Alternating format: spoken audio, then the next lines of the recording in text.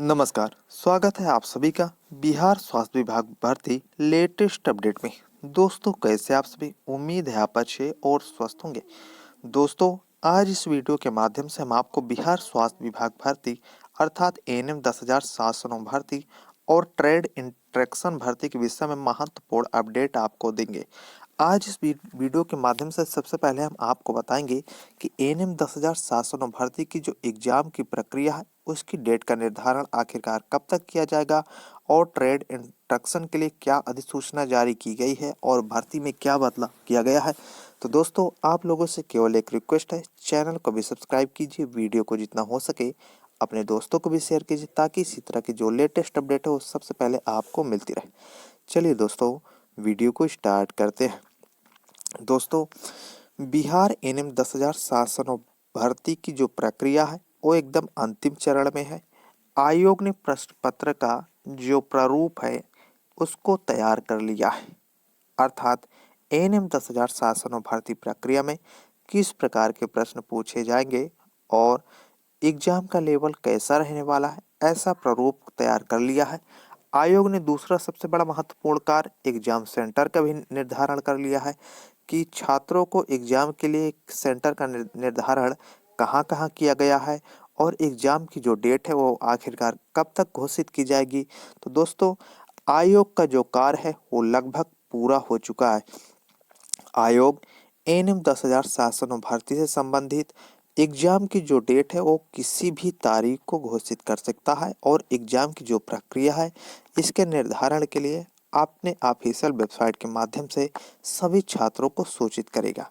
दोस्तों एएनएम 10,709 भर्ती जो प्रक्रिया है इसकी जो एग्जाम की डेट है वो आपको लगभग फरवरी में देखने को मिल सकती है। फरवरी में एएनएम 10,709 भर्ती प्रक्रिया की एग्जाम की डेट घोषित कर दी जाएगी और फरवरी में ही एग्जाम पूरा कर लिया जाएगा।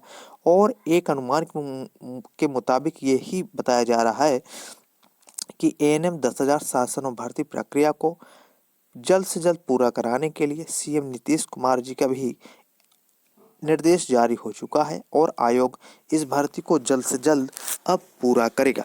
तो दोस्तों जितने भी कैंडिडेट हैं एएनएम 10,709 भर्ती प्रक्रिया में एग्जाम की तारीखों का इंतजार कर रहे हैं तो उनके लिए बहुत बड़ी अपडेट है। एक प्रकार से देखा जाए कि एएनएम 10,709 भर्ती प्रक्रिया की जो एग्जाम होगा वो आपको फरवरी में होगा। फरवरी में ही एग्जाम की प्रक्रिया घोषित की जाएगी और सभी छात्रों से एग्जाम लिए जाएंगे और एग्जाम पूरा होने के बाद लगभग इस भर्ती में अब जो कार्य होगा वो काफ़ी तेजी से होगा।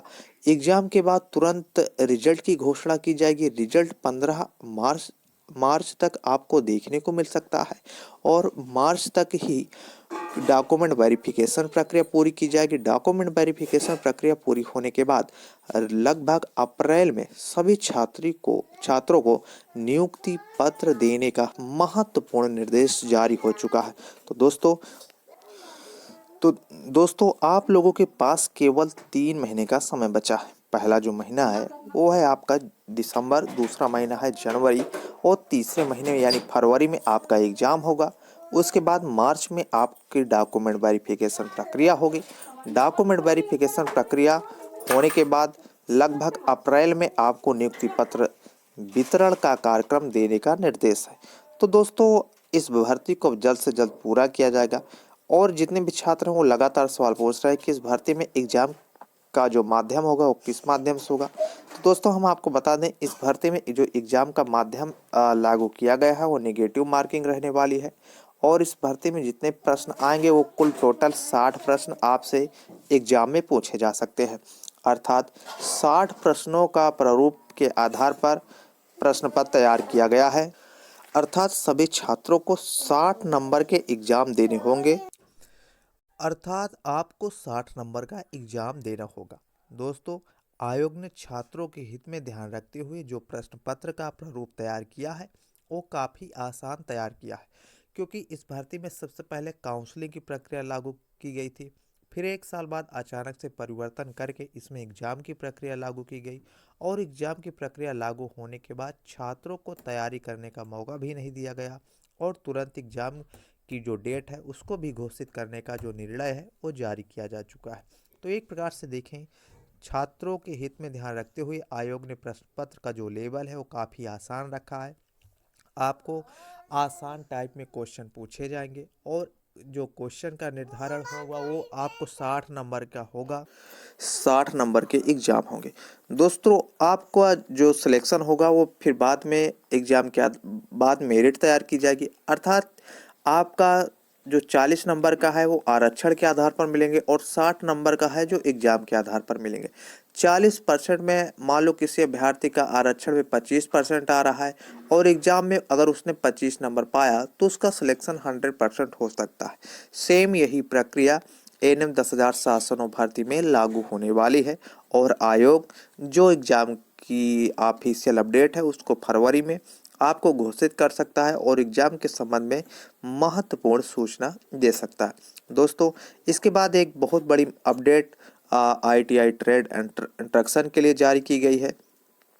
दोस्तों आप देख सकते हैं कि विज्ञापन संख्या 47/2003 ग्रुप 10 इलेक्ट्रॉनिक्स मैकेनिक व्यवसाय और अनुदेशक के पद के लिए निदेशालय नियोजन एवं प्रशिक्षण बिहार पटना के प्राप्तांक 3445 दिनांक 12/10/2023 से प्राप्त परामर्श के आलोक में विज्ञापन संख्या 46/2023 में विज्ञापन संख्या व्यवसाय अनुदेशक के जो पद हैं उनमें संशोधन की आवश्यक सूचना शुद्धि पत्र आयोग के माध्यम से वेबसाइट पर प्रकाशित किया गया है और जो विज्ञापन है उसमें संशोधन किया गया है।